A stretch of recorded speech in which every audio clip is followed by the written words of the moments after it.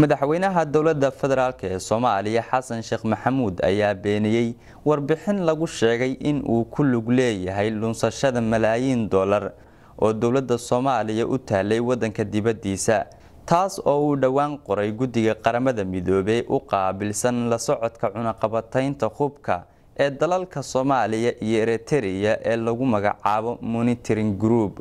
war qoraal ah oo ka soo baxay xafiiska madaxweynaha Soomaaliya oo aan ka soo xigeynay wakaaladda wararka ee Anadolu ee dalka Turkiga ayaa lagu beeniyay warbixinta uu qoray guddiga qaramada midoobay u qaabilsan cunaqabataynta hubka ee wadamada Soomaaliya iyo Eritrea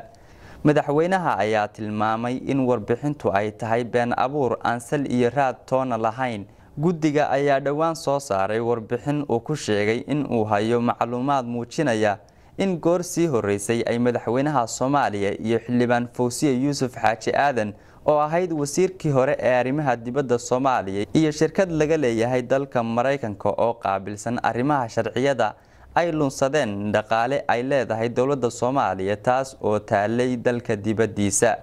xildhibaanad Fawziya ayaa horay iyadu waxa ay u beenisay eedeynta ay u soo jeediyeen guddigu labada mas'uul waxaana ay sheegtay in ay dacwad ku soo oogi doonto xubno ka tirsan guddiga kuwaasi oo qoray warbixinta Maxamed Bilagele Somsa TV Muqdisho.